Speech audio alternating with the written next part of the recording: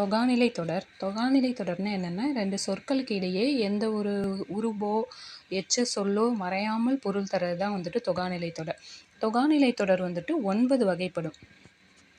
இதில் ஃபஸ்ட்டு எழுவாய் தொடர். இதில் மல்லிகை மலர்ந்தது. மல்லிகைங்கிறது ஒரு எழுவாய். அதை தொடர்ந்து மலர்ந்ததுங்கிற பயனிலையை கொண்டு முடியுது. ஆனால் அதுக்கு இடையில எச்ச சொல்லோ உருபோ மறையாமல் வர்றதுனால எழுவாய் தொடர். அடுத்து விழித்தொடர். விழித்தொடருக்கு எக்ஸாம்பிள் வந்து நண்பா, படி. நண்பா அப்படிங்கிறது வந்து விழிப்பெயர், படிங்கிறது பயனிலை. அது ரெண்டுக்கும் இடையில எந்த எச்ச சொல்லும் மறையாமல் வர்றது தான் விழித்தொடர். அதே மாதிரி தான் வினைமுற்று தொடர். சென்றனர் வீரர், அது வினைமுற்று. சென்றனருங்கிறது வினைமுற்று, வீரருங்கிறது பெயர் சொல். அது ரெண்டுக்கும் இடையில எந்த எச்ச சொல்லும் மறையாமல் வருது. அதே மாதிரி தான் பெயரெச்ச தொடர். பெயரெச்ச இது நமக்கு டிஃப்ரென்ஸ் பார்க்க தெரியணும். இப்போ இது வினைமுற்று தொடர்னா அது ஒரு வினை முடிஞ்சிருச்சு, சென்றனர், அப்போ அது வினைமுற்று தொடர். அதே இது அடுத்து பெயரெச்ச தொடர் அப்படின்னா வரைந்த ஓவியம்.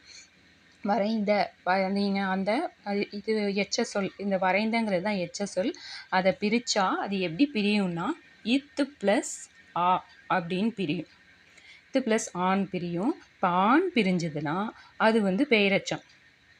அதை வந்து நம்ம பெயரெச்ச தொடர்னு சொல்லணும். அப்போ அது ரெண்டுக்கும் இடையில எந்த வித எச்ச சொல்லும் மறையாமல் வந்திருந்தா அது வந்து பெயரெச்ச தொடர். அடுத்து வினையெச்ச தொடர். வினையெச்ச தொடர்னா இந்த தேடி அந்த டியை பிரித்தோம்னா அது எப்படி பிரியும்? இட்டு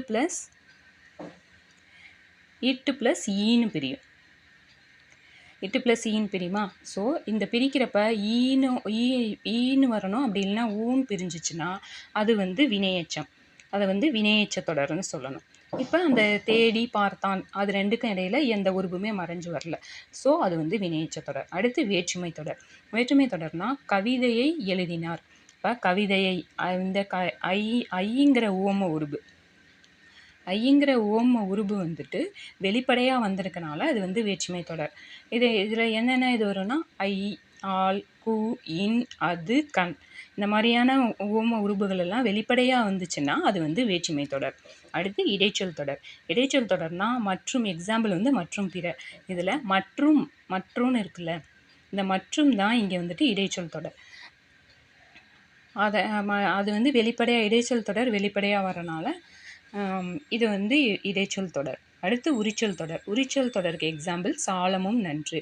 இந்த சால அப்படிங்கிற உரிச்சொல் வந்துட்டு வெளிப்படையாக வந்திருக்கனால இது உரிச்சொல் தொடர். அதனால் சால, தவ, நனி இந்த மாதிரியான உரிச்சொல்கள்லாம் வெளிப்படையாக வரும். அதுதான் உரிச்சொல் தொடர். அடுத்து அடுக்கு தொடர். அடுக்கு தொடர்னா ஒரே சொல் அடுக்கி பல முறை வரும். நன்று, நன்று அந்த மாதிரி வர்றது தான் உரிச்சொல் தொடர்.